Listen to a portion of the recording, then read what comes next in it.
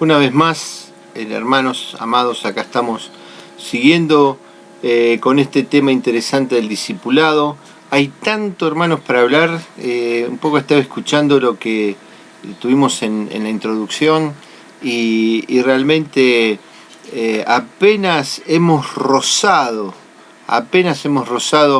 lo que Dios tiene. Todavía ni siquiera hemos entrado netamente en la palabra, no hemos tomado un tema específico, sino estamos realmente haciendo una introducción de qué significa todo esto. Los hago pensar, quiero que mediten, porque es parte de lo que la palabra nos dice, meditar en ella de día y de noche. Cuando Dios dio la ley a los hombres, a su pueblo, a través de Moisés, una de las cosas que decía la palabra dice, medita en ella de día y de noche, cuando vayas de camino, cuando estés en tu arteza, es decir, en el tiempo de amasar, que no necesita preocuparse, estar atento a muchas cosas, cuando uno amasa, que simplemente llega a ser un trabajo mecánico, en ese tiempo que el cerebro puede estar libre, ocuparlo en la meditación de la palabra. ¿Por qué? Porque en el tiempo ocioso lo mejor es la palabra, llenarnos de ella, meditar en ella. Por ejemplo, dice, cuando vas en el camino, ¿usted qué necesita? Hoy porque manejamos tenemos que prestar atención, pero en aquel momento donde la gente iba caminando o tenía animales que ya hasta casi estaban acostumbrados a los caminos que hacían, cuando vayas de camino, medita en ella, es decir, para ocupar la mente en algo que realmente nos hace bien. Y qué mejor que la palabra de Dios. Ese es el mayor significado que tiene. Entonces, en los tiempos que podamos tener de ocio o que nosotros preparemos el ocio, que en este tiempo del coronavirus podríamos tener bastante de ese ocio, tenemos que prepararlo para meditar en la palabra de Dios. Así que, hermanos, no solamente por el discipulado sino usted mismo tome la palabra, vamos a hablar de esto también, es parte del discipulado, cómo tener nuestro devocional. Por eso digo, es tan amplio los temas, y el devocional para poder saber cómo hacer cada mañana, por lo menos, o a la noche. Lo ideal es la mañana porque uno empieza a despejarse y empieza a tener nuevas fuerzas. La noche a veces lo vence el sueño, la mente está embotada de muchas cosas, ya quiere descansar y llenarle más de la palabra que hay que tener cierto entendimiento. Nos lleva a perdernos mucho de la riqueza de la palabra o directamente a no captar, a que no retengamos nada. Seguimos adelante entonces con esto. Hemos hablado de los tres principios fundamentales, tres elementos fundamentales por los cuales estudiar la palabra de Dios, es decir, discipular, no es solamente el estudio específico de la palabra, sino la palabra y todo su contexto. Siempre la palabra es la base, siempre la palabra es el centro de nuestra actividad, pero a través de la palabra todo como podemos desarrollar el pensamiento, la actitud, el carácter, porque hasta eso podemos recibir un cambio de carácter. ¿Usted quiere que una persona cambie? Que se vuelva a Dios de todo su corazón y el Espíritu Santo lo va a transformar. Por eso Jesús decía, sed como yo, mansos y humildes de corazón. Después el Espíritu Santo provoca en nosotros un fruto especial que tiene que ver con el amor, con la paz, con la forma de actuar con bondad, con benignidad, ser personas templadas, ser mansos. Es decir, todo eso también lo trae el Espíritu Santo. Así que se dan cuenta que si nosotros queremos nosotros mismos ser cambiados, tenemos que ponernos en las manos del Espíritu Santo. Si queremos que alguien cambie, tenemos que llevarlo a los pies de Cristo. Tenemos que decirle que la única manera de que se pueda producir un cambio, no como a mí me interesa, sino como Él necesita, es estando en el camino de Dios, rindiéndose a los pies de Cristo. Y nosotros mismos necesitamos este cambio constante. Yo creo que los hermanos que me vienen acompañando en estos años acá en San Luis, en los que ya llevamos, aquellos que están desde el principio, deben saber que no soy el mismo de aquella época ahora. Ha habido un moldeaje de Dios para conmigo en todas las cosas, y aún queda mucho por delante, ¿no? Porque aquel que empezó la buena obra será fiel para concretarla. Así que, mis queridos hermanos, seguimos adelante con esto, realmente muy entusiasmado. Estaba escuchando un poco lo que hablamos antes como para seguir el hilo conductor y realmente cuántas cosas tiene Dios para nosotros. Y el motivo principal por lo que yo hago esto, y como lo dije también vamos a verlo con los niños, es que la persona nueva conozca a Dios, no tiene que conocer a la iglesia, no tiene que conocer la vida, obra y milagro del pastor. Tiene que conocer a Dios. En el tránsito conocerá a los hermanos, conocerá algo más del pastor, alguien le comentará, usted no, vos no sabés, pastor, esto para bien o para mal, siempre pasa. Pero lo principal es que usted tiene que conocer a Dios, tiene que saber en quién ha creído. Lo dijimos y lo voy a seguir diciendo. Es decir, tenemos que saber quién es Dios, en quién creyó usted. Y para garantizar esto de quién es Dios, también tenemos que saber quiénes éramos nosotros. ¿Usted cree que se conoce? Delante de la palabra, cuando yo le diga cosas, usted se va a dar cuenta que la palabra sí nos conoce, más de lo que nosotros mismos nos conocemos. Nosotros creíamos que éramos buenos. Usted seguramente le dijeron, vos necesitas en tu vida a Cristo. Usted decir, yo necesito a Cristo, yo no maté a nadie, yo no hice nada de nuestra fe, no. Enseguida decimos esas cosas. Pero si empezamos a hurgar, si mentimos alguna vez, si tenemos malos pensamientos, pensamientos cochinitos y demás, y seguramente ahí vamos a perder. Ahí vamos a darnos cuenta de que sí, realmente necesitamos de Dios y que no somos tan limpios, tan buenos, tan santos como nos creímos. A veces usted se agarró una bronquilla, habrá dicho algo, tal vez usted se peleó con su cónyuge, esposo, esposa, usted se peleó con su cónyuge y le habrá dicho un rosario de cosas y el otro le dijo, vos me decís, pero vos sos esto, esto, lo otro, ¿no? Y lo dejó bien parado. ¿No es así? Bueno, entonces estamos pecando delante de Dios. Tal vez usted no ame a su cónyuge, esposo o esposa, como debería amarlo. Dios le dice a los hombres, dice, amad a vuestras mujeres como a vuestro propio cuerpo y sustentadla. Y a las mujeres que le dice, amad a vuestros esposos, respetalos, son la cabeza, darle lugar. Y ahí empezamos los tiroteos. Pero esto, gracias a Dios, hoy por hoy no es el tema principal, simplemente es así como un soslayo de lo que es la vida cristiana. La vida cristiana tiene que producir un cambio. Si usted tiene ya tiempo en el Evangelio y no siente que ha cambiado, no siente que su columna vertebral espiritual no ha cambiado, tal vez se corrió de lugar, tal vez se torció, lo que fuera, si no ha recibido un cambio, usted necesita revisar su vida. Usted necesita dejar que el Espíritu Santo lo transforme al hombre, a la mujer, a la persona que Dios quiere. No sea como usted quiere a través de Dios. Deje que Dios produzca en usted la persona que Él quiere, porque Dios en su voluntad es bueno, es agradable y perfecto. Entonces va a producir que usted sea una persona buena, agradable y perfecta. Y sí, perfecta. Hace poco un joven me decía que si era medio como prepotente, porque decía perfecto. No digo que sea perfecto. Pablo dice que estamos en camino de perfección, que vamos a ser perfeccionados por Dios. Así que sí, en algún momento vamos a ser perfectos si lo vimos bíblicamente. Así que bueno, hermanos, preparémonos para seguir en este camino brillante que es el conocimiento de la palabra y todo lo que constituye la palabra. Es decir, la palabra no es si yo me conozco la Biblia de memoria y nada más, sino que la palabra de Dios, la Biblia, tiene que conducirme, como dijimos primero, al cambio de carácter, al cambio mío, no la personalidad base, no la personalidad, no, porque Dios nos toma como son, es decir, una persona con ímpetu, una persona mansa, una persona con buena recepción, puede ser maestro, buena forma, otro puede ser un buen predicador, otro puede ser un buen mujer, lo que fuera.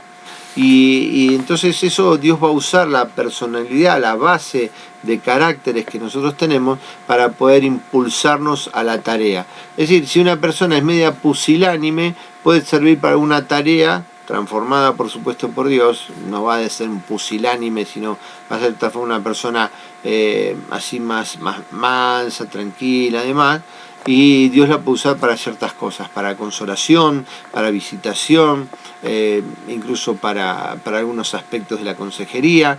Dios lo puede utilizar para eso tranquilamente desde su carácter, su personalidad base, pero va a transformar todo aquello que fue contaminado por el pecado, ¿se entiende? Entonces todo lo que el mundo contaminó va a ser quitado para que la persona comience a ser santa como su Dios es santo. Amén. Gloria a Dios. Seguimos adelante. Se va entendiendo esto son otra vez, son misceláneas, son pequeñas cosas que vamos tirando y que tiene que ver con lo que nosotros somos. Pero después de haber visto esos tres aspectos de por qué estar estudiando la palabra de Dios, que es el descubrir la palabra, la otra es comprender, entender lo que Dios tiene, que estamos capacitados por eso, por el Espíritu Santo, y así también asimilar, es decir, poner en nuestras vidas, practicar en nuestras vidas, hacer que todo eso que vamos leyendo realmente sea utilizable y mostremos que la Biblia realmente es un compendio de formas de vivencia, así como lo eran los 10 mandamientos. La realidad de los 10 mandamientos y todos esos otros anexos que podemos leer tanto en Levítico como en Deuteronomio, sobre todo, aunque en Números hay algo, pero sobre todo en Levítico y Deuteronomio, realmente está haciendo que nosotros seamos como Dios quiere, es decir, cómo proceder con el prójimo, cómo proceder en las cosas, lo que llama la profilaxis, es decir, cuando hablaba de la mujer menstruosa, del hombre que podía tener lepra o tener alguna cosa, si hay un montón de puntos que no los quiero tocar ahora, que tienen que ver con la forma de manejarse dentro de un pueblo, ¿no? Porque él tenía un pueblo cerrado. Así somos nosotros, también tenemos que aprender, lo dijimos el otro día, perdonar, santificar nuestra vida, alejarnos de las cosas del mundo, no ser avaros, es decir, un montón de cosas que antes podían ser naturales. De hecho, usted podía, no sé, ser un empleado y tratar de deslizarse para pasarla mejor, pero Dios nos dice que tenemos que trabajar como que Él nos está mirando, y de hecho lo hace, ¿no? Pero nosotros trabajamos no para el hombre, no para la vista, sino trabajamos para Dios.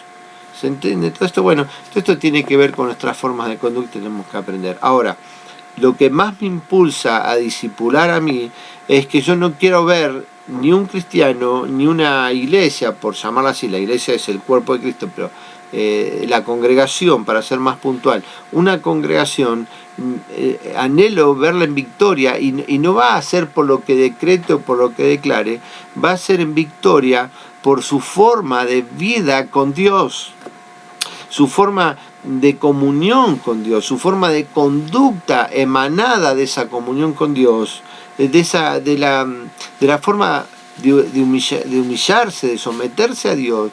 A usted lo va a hacer una persona netamente victoriosa. Nosotros decimos que tenemos la victoria por medio de aquel que se entregó por nosotros, aquel que murió en reemplazo de nosotros. Perfecto, eso es así, pero todo eso es potencial. Yo, para poder vivir en eso que está diciendo la palabra, tengo que estar bajo las alas de mi Dios, tengo que estar bajo su voluntad.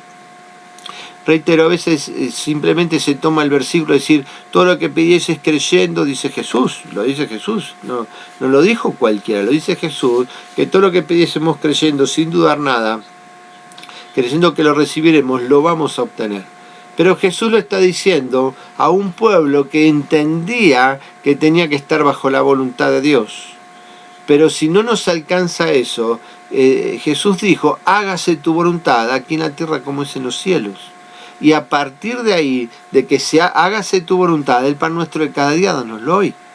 Pero que se haga su voluntad. Y entonces el pan nuestro de cada día va a estar sujeto a su voluntad. Y el librarnos del mal y no meternos en tentación va a estar sujeto siempre a la primera parte, que es hágase tu voluntad. Y eso es lo que tenemos que realmente aprender. Entonces, queridos hermanos, así seas un veterano en los caminos, pero no se te ha instruido de esta manera. Querido hermano que recién llegas, hermano, hermana, por supuesto, a ver, no es una cuestión de género, estamos todos incluidos en lo humano. Hermano, hermana, que llegaste al camino, eres nuevo, necesitas, así seas un joven, porque tal vez no estoy hablando de nuevos, tal vez porque recién llegan a la iglesia, sino jóvenes que están empezando a vivir, ya entrando en la adolescencia, en la preadolescencia, siendo un poquito más allá de niños, y son como nuevos, ¿sí? Porque constantemente se van a enfrentar a nuevas circunstancias de vida, y solamente Cristo, la fortaleza de Cristo en su vida, la convicción de Cristo en su vida, los va a preservar de todo lo que el mundo trata de hacer para que ustedes sean contaminados y se terminen perdiendo en el mundo. Tantos cristianos, hijos de cristianos, jóvenes o digamos preadolescentes, adolescentes que fueron a la escuelita dominical 4, 5, 6 años y después cuando llegó el tiempo de ir un poquito más allá de la adolescencia, empezaron a caer en vicios, empezaron a caer en droga, sexo libre, ¿no? Es decir, tanto los chicos como las chicas, rebeldía total contra los padres, a desaparecer 2 o 3 días, las previas, etcétera. Y uno dice, pero ese chico viene de la iglesia. Y entonces hay 2 factores ahí. El mal testimonio del niño y su familia y el mal testimonio de la iglesia. ¿Para qué va la iglesia? Mirá la iglesia, al final va, y esos van a la iglesia, y eso es diácono, y ese es ujier, y ese, cuanto más los pastores, ¿no? Cómo debemos cuidarnos de todo eso. Entonces, se dan cuenta, hermanos, que necesitamos de la palabra de Dios.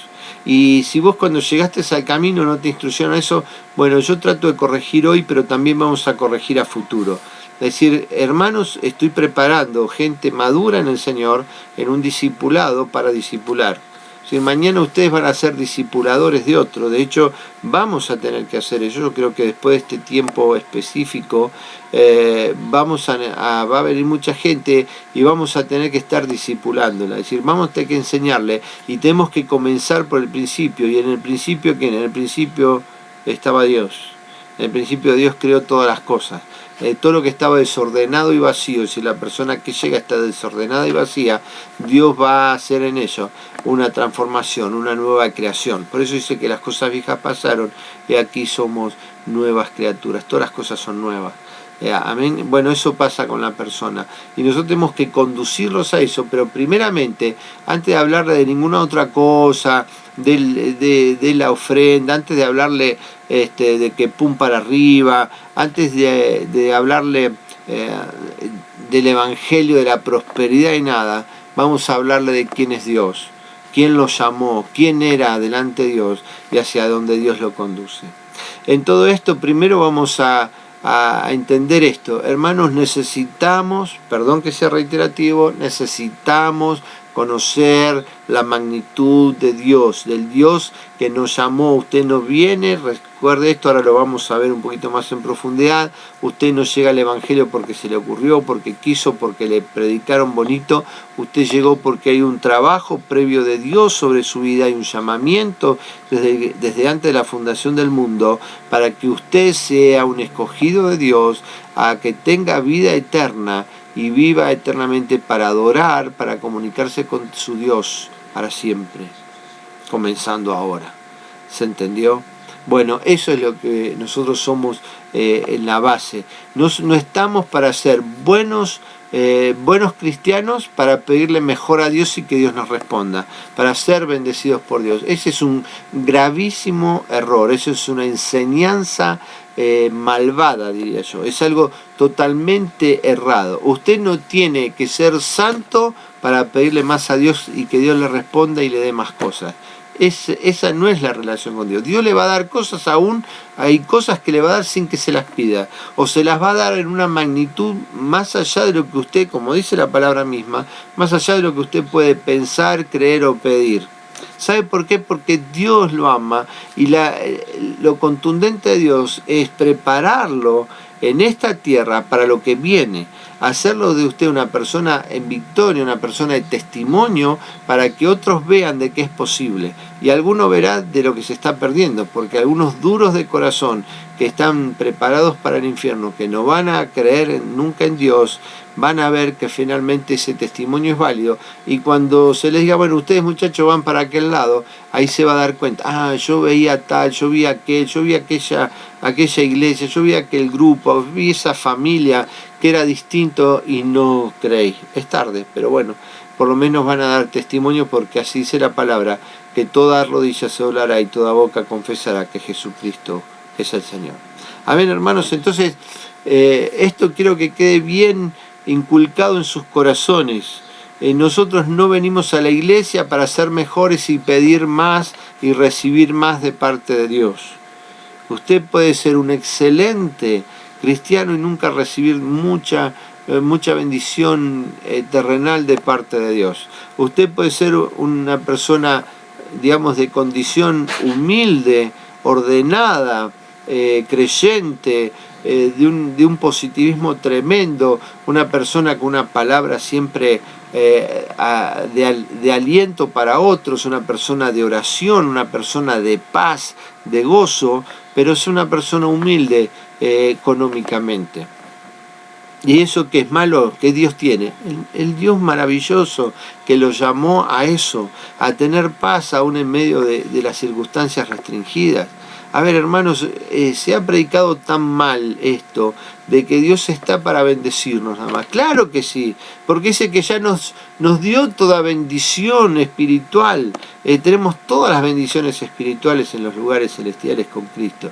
Las tenemos todas, es decir, todas las bendiciones están potencialmente en nosotros, pero nosotros hemos tratado de vivir más en este mundo. Es decir, parece que todo lo bueno tiene que estar acá. Y después, bueno, después vamos a hacer espíritu. No, hermano.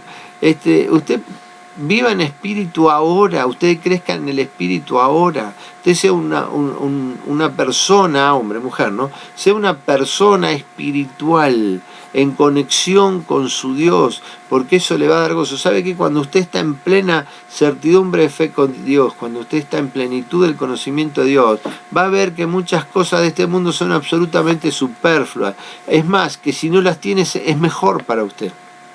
Usted mira, te falta un televisor, le puedo asegurar que no me falta nada de eso, no lo necesito. No, hay tanto por leer, tanto por investigar, todos los sistemas tecnológicos, lo que han hecho para nosotros, para los cristianos, estoy hablando nosotros los cristianos, no nosotros los pastores, para los pastores indudablemente, pero para nosotros los cristianos, poder alcanzar conocimientos que antes había que esperar libros o tenía que ser usted de un seminario. Hoy alcanzamos mayor expectación de conocimiento, de usos, de costumbres, del atlas, es decir, saber las ubicaciones de los lugares. Tenemos ayuda de la arqueología para saber algunas cosas que tratando la arqueología de hablar mal de la palabra, termina confirmando la palabra, ¿no? Se agarran de aquellas cosas que no están del todo comprobadas, pero tratan de dejar de lado aquellas cosas que accidentalmente terminan comprobando que la Biblia dice la verdad. ¿Se entiende esto también, hermano? Entonces, nosotros tenemos que conocer a este Dios maravilloso. Usted tiene que saber que Él es todopoderoso, sí, que es todo soberano, absolutamente soberano. Ni Satanás puede hacer nada sin que Dios lo sepa. No hay que, bueno, Satanás se mandó una de las suyas por ahí atrás. No existe eso. Él, por más que se esconda adentro de un barril como el Chavo del Ocho, Dios está mirando lo que él hace, ya le conoce el pensamiento, ya sabe incluso la palabra antes de que la diga, lo que va a hacer Satanás. ¿Se entiende? Entonces, primero, no le tenga miedo a Satanás. Segundo, Satanás no puede hacer nada que Dios no sepa. Así que todo lo que pueda incluso sobrevenir sobre su vida, usted recuerde que el que está bajo el control de aquel que fue engendrado por Dios, ese nos protege y el maligno no nos toca. Ese es Cristo. ¿Quién fue engendrado por Dios? Cristo. El engendrado espiritualmente por Dios, ese es el que no está. Esto está en 1 Juan 5:18, anótenlo, véanlo, léanlo y créanlo, ¿sí? Así que por favor, ahí tienen una cita bíblica para ir aferrándose de lo que Dios tiene para nosotros. El maligno nos toca. Y hay otros, cuando vayamos acercándonos a estos temas, vamos a tener otros versículos que afirman este tipo de cosas, ¿no? Porque el que nos guarda, el que nos protege, nuestro escudo, ese es Dios. Ese es Dios. Y el maligno no nos toca. Pero tenemos que creerlo y tenemos que vivir dentro de esa vivencia. No estemos creyendo que Satanás puede hacer cosas más poderosas que Dios. No existe eso. Todo lo que usted pueda recibir que considere malo, ya pasó por el vistazo de Dios. Dios lo chequeó y Dios por ahí lo permitió. Entonces usted no se enoje con Dios, sino que pregúntele a Dios qué es lo que Él quiere hacer con eso para su vida, porque Él lo está puliendo, Él lo está perfeccionando. Benditas sean las pruebas, porque no es para que nos enojemos, no es para que usted esté gritando ¿dónde está Dios?, sino para que diga, Señor, ¿qué es lo que tienes conmigo? ¿Qué es lo que quieres hacer en este tiempo conmigo? Heme aquí, Señor, para que tu voluntad sea hecha en mí y formes de mí un hombre que te agrade en todas las cosas. Esto es lo que necesitamos de parte de Dios. Entrando entonces un poquito más, nosotros tenemos que entender quiénes éramos para Dios. Antes del o sea, tenemos un llamado, una presciencia de Dios, un preconocimiento de nosotros de Dios, antes, dice la palabra, antes de la fundación del mundo. Y ahora en un ratito vamos a hacer un pequeño parate y yo les voy a encontrar estos versículos para que quede claro. Pero avanzo con lo que nosotros éramos, y nosotros tenemos que tener en cuenta cómo nos miraba Dios, que éramos delante de Dios cuando estábamos en el mundo. Realmente delante de Dios, hermano, hermana, usted era todo esto, yo era todo esto, el mundo es todo esto, los otros pastores, los otros hermanos de otra iglesia eran todo esto. Yo creo que veamos, por ejemplo, Romanos 3:12. Vamos a estar abriendo en Romanos porque vamos a trabajar gran parte de todo esto. Dice así, Romanos 3:12, usted lo tiene ahí, lo vamos a leer rápidamente, no vamos a leer siempre todas las citas, pero dice, todos se desviaron, a una se hicieron inútiles, no hay quien haga lo bueno, no hay ni siquiera uno. Y sigue, por supuesto, pueden leerlo hacia arriba y hacia abajo, pero yo quería tomar no hay bueno ni siquiera uno, no hay quien haga lo bueno. Esto es algo natural en nosotros. Romanos 3:12, Romanos 3:23, Romanos 3:23, esperen que me acomode un poquito. Romanos 3:23 nos está diciendo, dice así, dice, por cuanto todos pecaron y están destituidos de la gloria de Dios.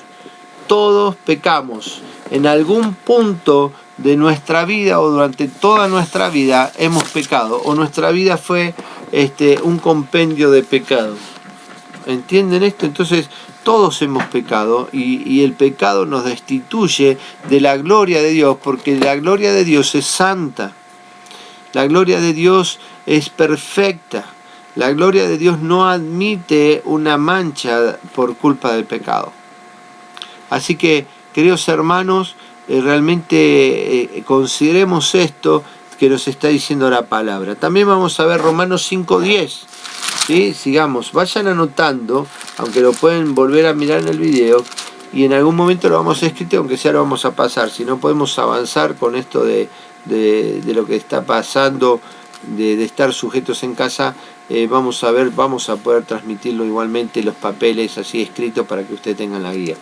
En Romanos 5:10 dice así, porque si siendo enemigos fuimos reconciliados con Dios por la muerte de su Hijo, mucho más estando reconciliados seremos salvos por su vida. Es decir, la primera parte es la principal, porque si siendo enemigos fuimos reconciliados, éramos enemigos de Dios, éramos enemigos, y vamos a ver en Romanos 8:7, no abandonemos la idea, pero a propósito de esto, quiero ver Romanos 8:7, ¿sí? Hermanos, lo estamos buscando. En Romanos 8:7 dice, por cuanto la mente carnal es enemistad contra Dios, y nosotros éramos carnales, dice la palabra, vendidos al pecado. Así que nosotros éramos enemigos en nuestra mente de Dios, no podíamos concebir cosas buenas con respecto a Dios. Dios era, el barba, aquel, el único que se exige, no me acuerdo de Sui Generis, Dios es empleado en un mostrador, da para recibir.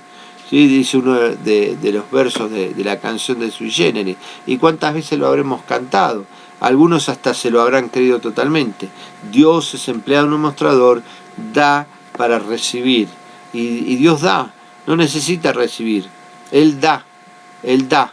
Ahora, ¿quiere recibir alabanza, adoración? Sí, porque eso es una relación normal, pero a mí no me da, no me bendice para que yo lo adore. Yo lo voy a adorar por lo que me da, pero primeramente lo adoro en espíritu y en verdad, que va mucho más allá de las cosas que Él me da.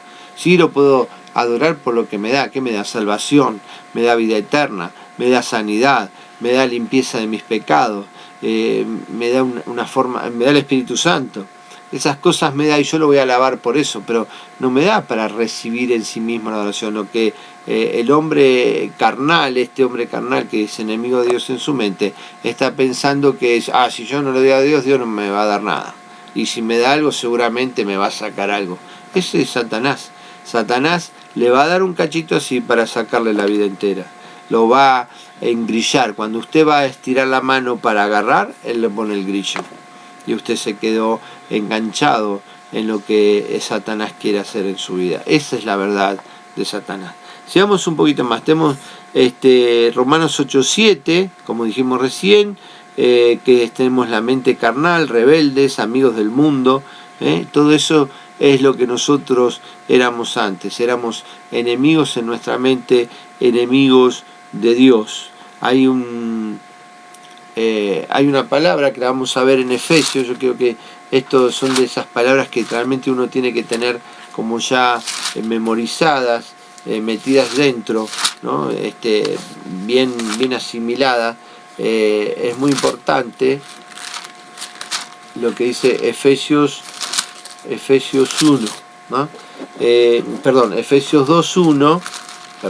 Efesios 2:1. Efesios 2:1 dice: y Él les dio vida a vosotros cuando estabas muertos en vuestros delitos y pecados. Estábamos muertos en nuestros delitos y pecados, ¿sí? Nosotros no existíamos, estábamos muertos. Y esto nos lleva a ver lo que luego dice en 2:8. Si nos fijamos, en 2:8 dice: porque por gracia sois salvos por medio de la fe. Por gracia sois salvos por medio de la fe, ¿sí? O sea, hay una gracia es un regalo, algo que nos otorga Dios hacia nosotros, y necesita un vehículo, y ese vehículo de gracia es la fe. Pero sigamos un poco más, que dice: y esto, o sea, la fe, no de vosotros, pues es don de Dios. Qué tremendo, porque ni aún podíamos. ¿Por qué no podíamos? Algunos llaman la doctrina de la incapacidad total. Es decir, ¿cuál es la incapacidad? Éramos incapaces de creer, éramos incapaces de acercarnos a Dios, éramos incapaces de amar a Dios, éramos incapaces de reconocer nuestro pecado. Hay una incapacidad total del hombre. ¿Y por qué? ¿En qué estamos incapacitados? En que estábamos muertos en el espíritu, muertos para Dios, muertos para la vida eterna, muertos para la vida verdadera, muertos para la vida de santidad. Estábamos muertos. Entonces Dios tiene que rescatarnos, y la única manera de hacerlo es a través de Cristo Jesús y habernos preparado desde antes. Vamos a tomar aquí un pequeño receso, 5 minutitos, para el que tenga que tomar algo o tenga que pasar por el baño, y enseguida regresamos.